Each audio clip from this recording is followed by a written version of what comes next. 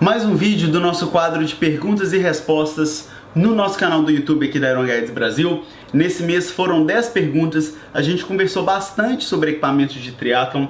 Eu tô até com a colinha aqui falando sobre pneu maciço, se vale a pena. Falamos também sobre roupa de neoprene com manga ou sem manga. Bicicleta, diferença da bicicleta road para bicicleta de TT. Como escolher um melhor selim.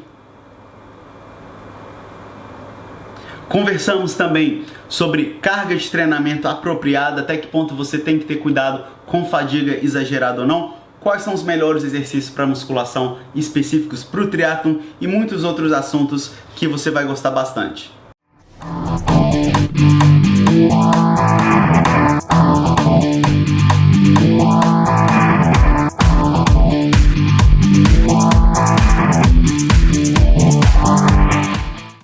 Olá, aqui é o Vinícius Santana, treinador de triatlo da Iron Guides. Se por acaso essa foi a primeira vez que você está assistindo esse canal, eu coloco um vídeo aqui no canal todas as quartas-feiras pelo horário da manhã. E se você quiser aprender mais sobre o triatlon ou as modalidades de natação, ciclismo e corrida, não deixe de assinar o nosso canal. E você precisando de ajuda para estruturar seus treinos, é só entrar em contato pelo nosso site ironguides.com.br. O link está aqui na descrição desse vídeo. Vamos então para as 10 perguntas que foram deixadas aí ou na nossa mídia social ou então no vídeo desse quadro do mês passado. Mais uma vez, qualquer pergunta que você tenha sobre triatlon ou as modalidades de natação, ciclismo e corrida, por favor deixe aqui nos comentários desse vídeo. A primeira pergunta, na verdade, são duas sobre o mesmo assunto, que é em relação à musculação para o triatlon. O AMB Live perguntou: gostaria de saber da importância de fazer um treino de academia em paralelo aos treinos de triatlon. Qual a sua opinião e qual tipo de treino que você acha bom para realizar para melhorar a performance no esporte? E o Maicon de Melo também falou, inclusive está brigando aqui comigo, disse que já perguntou várias vezes quais são os melhores exercícios de musculação para o triatlon. Falou que já assistiu o meu vídeo sobre se um triatleta deve fazer musculação. Eu vou deixar o link na descrição aqui mais uma vez, que vai tirar muita dúvida aí do pessoal que fica aí: eu devo malhar ou não, ou só os treinos de triatlon são suficientes? Então vou tentar esclarecer mais uma vez. A musculação, a gente tem 3 benefícios. O primeiro, para o atleta, você vai assistir aquele vídeo sobre você deve fazer musculação, você sendo triatleta, você vai entender aí que existem algumas situações diferentes em que a musculação vai trazer benefício. Não é o caso de um atleta de performance, não é um caso principalmente do pessoal mais novo aí, abaixo dos 40, 50 anos principalmente. Nesse caso, você tem mais benefício fazendo treinos específicos de natação, de ciclismo e de corrida, que tem um componente de força maior. E o que é isso? É você fazer um treino de ciclismo, pedalando em uma marcha mais pesada, fazendo intervalos, fazendo tiro na subida com uma cadência mais baixa, que você vai estar trabalhando com uma frequência cardíaca mais baixa, porém a sua potência, a carga na sua musculatura vai ser muito alta. Na natação você consegue fazer alguma coisa parecida usando o palmar, usando a upper boy, você isola ali a musculatura, você trabalha com uma frequência cardíaca mais baixa e uma carga muscular maior. Na corrida você pode fazer isso também com tiros na subida, tem algumas séries que você pode fazer na esteira ou na rua mesmo. Então, para ganhar força específica para o triatlon, nada melhor do que treinos de triatlon. Então, espero que isso tenha sido claro. Então, agora a gente tem 3 benefícios da musculação, na minha opinião. O primeiro benefício para o pessoal que já está passando ali dos 45, 50 anos, que é o benefício da questão do equilíbrio hormonal. A musculação vai aí liberar mais testosterona, vai te deixar um corpo mais saudável, mais equilibrado. Nesse caso, o tipo de treinamento vai ser diferente dos outros dois. Vai ser mais uma questão de força, menos repetição, mais carga. A outra possibilidade, quem acha que o triatlon fica muito desequilibrado, fica muito magrelo, quer ter um corpo um pouco mais equilibrado ali, então você vai combinar os seus treinos de triatlon com uma rotina normal de, entre aspas, bodybuilding, de fisiculturismo. Então essa é a segunda possibilidade. E a terceira, que acontece muito também, talvez seja o principal, é mais a questão do treino funcional. Então, o que vai acontecer? Se por acaso você tiver algum desequilíbrio ou você já tiver tido alguma lesão que veio de algum desequilíbrio, então de alguma fraqueza muito específica sua, nesse caso é interessante você fazer um trabalho de fortalecimento específico para o seu desequilíbrio. Por isso que é difícil eu recomendar qualquer coisa aqui, porque a parte do fisiculturista lá, qualquer professor de academia vai conseguir te ajudar. A parte do exercício funcional para um desequilíbrio seu, você vai ter que consultar um profissional que ele vai ter que analisar ali, fazer vários testes, ver para por que você tá querendo melhorar aquilo ali, qual que é o seu problema. E a parte ali do atleta que quer trabalhar mais a questão hormonal, conversa com qualquer professor aí também na sua academia que ele vai conseguir te orientar bastante. Inclusive são alguns exercícios que exigem uma técnica um pouco melhor, que é o levantamento terra, que é o squat, o agachamento. Então é interessante você trabalhar com personal, pelo menos no início ali, para que você aprenda a técnica desses movimentos. Então eu espero que tenha esclarecido aí a questão da musculação. Não é que todo mundo que precisa fazer. Se você for um atleta de performance, não se preocupe, mas se você for um atleta de lifestyle, você tem essas 3 possibilidades que vão te ajudar não somente na performance, mas te deixar mais saudável de uma maneira geral. A próxima pergunta é do Sérgio Guimarães. Você acha que existe um biotipo mais vantajoso para um atleta de triatlon? E entre as diferentes distâncias haveria mudança? Atleta mais alto, facilidade em prova X, atleta mais baixo, facilidade em prova Y. Tem sim. Inclusive eu vou colocar uma foto aqui para vocês verem. Eu trabalhei na primeira edição do Super League. O Super League é aquele triatlon meio que para televisão, um formato bem curtinho, bem dinâmico e um percurso bastante fechado. Foi na ilha de Hamilton Island, na Austrália. E essa foto, um lado é o Mário Mola, o outro é o Javier Gomes, os dois atletas da Espanha. Eu tenho 1,79, 70 e poucos quilos ali, e eu me senti grande perto dos caras. Eu fiquei impressionado como que os atletas são muito pequenos, são muito leves, pequenos também de estatura. Inclusive o medalhista de bronze das Olimpíadas do Rio de Janeiro, o Henry Schumann, eu não acreditei o tanto, parecia um pré-adolescente, assim, muito baixinho, muito magrinho, não devia pesar nem 60 quilos. Então, o pessoal que faz prova curta, principalmente prova com vácuo, onde que a corrida faz mais diferença, vai ter mais essa característica, esse biotipo menorzinho, mais como um corredor. Já o atleta de Ironman, inclusive o site Slow Twitch, todo ano eles fazem análises de equipamento, fazem análises do atleta. A média do atleta top, eu não lembro se é top 10 ou top 15, entre os 10 entre os 15 da prova, eles têm ali 1,80 e pouco e pesam 70 e poucos quilos. Então é o perfil da prova longa sem vácuo, principalmente uma prova quente, e já o atleta da prova curta, aquele baixinho, levinho. E é claro que, principalmente na prova sem vácuo, vai ter um pouco de diferença em relação ao peso, porque quanto mais quente for a prova, mais leve o atleta vai ter vantagem. Ou então um atleta que for mais alto, mais magro, por isso que o pessoal aí alto no Ironman do Havaí também tem uma certa vantagem, o corpo consegue dissipar ali o calor com um pouco mais facilidade. Já provas um pouco mais fria, um atleta com um pouco mais de massa, principalmente se a prova for plana, que requer mais potência no ciclismo, costuma levar vantagem. E já que a gente está falando do ciclismo em relação ao percurso, isso vai mudar também se o percurso for um percurso típico com muita escalada. Então, nesse caso, um atleta mais leve que tem uma potência por quilograma, essa combinação é muito interessante para esse tipo de percurso. Então um atleta que seja leve, porém que tem uma potência relativamente alta, ele vai ter mais vantagem do que um atleta pesado que também tem uma potência alta. Nesse caso, esse atleta pesado vai ter mais vantagem na prova plana, porque a grande maioria do peso, da massa dele, fica escondido atrás dele. Então o custo aerodinâmico não é tão alto. Então espero que tenha esclarecido esse ponto também. O Fingers está perguntando, para um Ironman 70.3, em quanto tempo o público amador completa a natação em média? Quanto tempo de preparação se demanda para chegar nisso?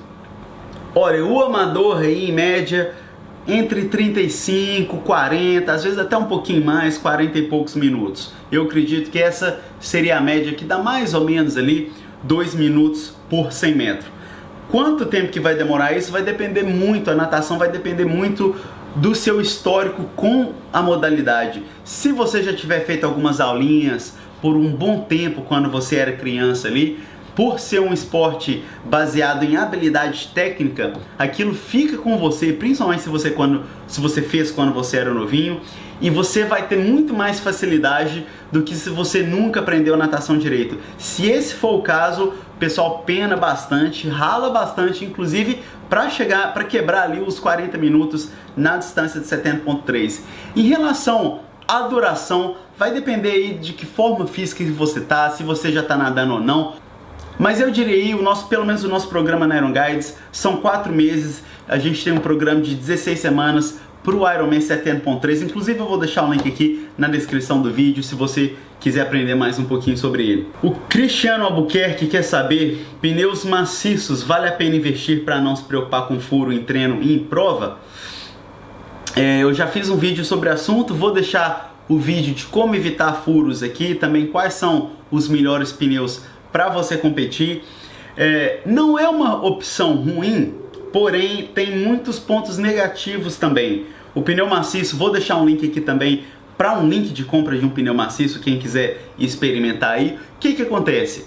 O benefício principal é que você não vai ter estresse nenhum em relação a furo, mas é meio que só isso também. É um pneu que vai ser mais pesado, ele vai ser mais desconfortável e ele vai ter um rolling resistance, uma resistência de rolagem muito maior do que os outros pneus. Então, para treinar, eu acho que é uma excelente opção. E porém, talvez aí para competição vale a pena você, se você estiver muito preocupado com furo, talvez valha investir em um pneu que seja um pouco mais resistente a furo, que seja o caso, por exemplo, do Gator Skin. Então existem pneus que não são tão leves, tão rápidos como os pneus normais de competição, porém ele vai te dar mais segurança aí. É claro que não vai ter a garantia do pneu maciço, mas o pneu maciço também para competir pode ser que fique pesado demais, mas como eu já falei no vídeo antes, a exceção é se você não estiver preocupado com o seu tempo final, você só quiser ali completar a prova sem preocupação nenhuma de ter furo, então nesse caso você pode considerar usar o pneu maciço para competir também. A pergunta da Jamile Vasconcelos, ela tá falando que se é normal fazer um treino que vai deixar a pessoa derrubada e sem energia para mais nada o dia todo. E isso significa que o treino foi com sucesso ou se passou um pouquinho do ponto? E depois ela falou que o meu caso é mulher, 45 anos, 1 ano de treino, volume atual 8 horas por semana, e o treino citado uma vez por semana é um longo de ciclismo que ela faz indoor, de 2 horas e meia, no rolo, e diz que a alimentação tá tudo ok, e já fez 3 vezes e aconteceu a mesma coisa nas 3.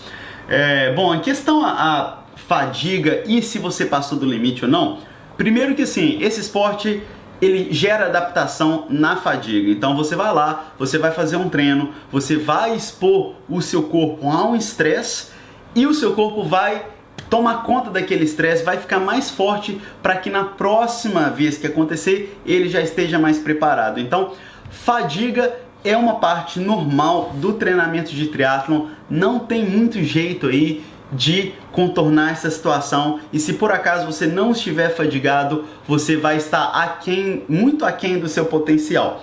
É claro que você é uma atleta amador, pelo que dá para ver aqui, por estar treinando 8 horas na semana, então você faz mais ou menos 1 horinha por dia ali, e se por acaso chegar num ponto que você fez um treino e veio ficar estragado ali o resto do dia, sem conseguir trabalhar, sem conseguir fazer seus compromissos profissionais, pessoais, nesse caso pode ser que você passou um pouco das contas. Então talvez segure um pouquinho ali na carga. Então você tem 2 opções de segurar na carga: ou você segura um pouco na intensidade, que costuma ser a melhor opção, principalmente para treinos longos, como é o que você está falando aqui, ou você segura um pouco no volume, ou então um pouquinho nos dois. Então carga é combinação de volume vezes intensidade, porém o peso da intensidade é maior do que o volume. Então tenta repetir esse seu treino de 2h30, porém um pouquinho mais leve, segura um pouquinho na intensidade, você vai terminar, vai ficar cansada, porém não vai estar ali estragada, que não vai conseguir nem resolver as coisas do resto do seu dia.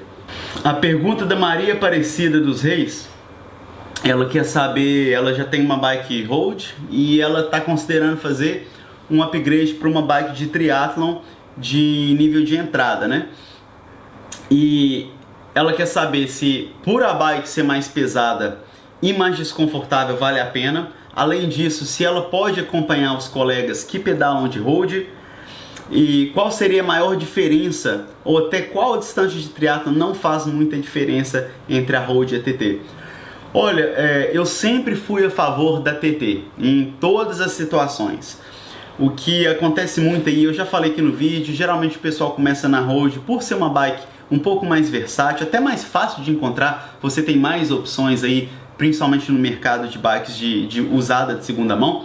E a road, ela tem, na minha opinião, um benefício principal, que é os freios são bem melhores. As bikes de TT, geralmente os freios, às vezes tem uns freios escondidos, o negócio não funciona direito ali. Então a bike road, em questão de segurança e também se você estiver fazendo descidas técnicas, a geometria da bike road é mais segura. Na minha opinião, essa é o principal benefício da bike road.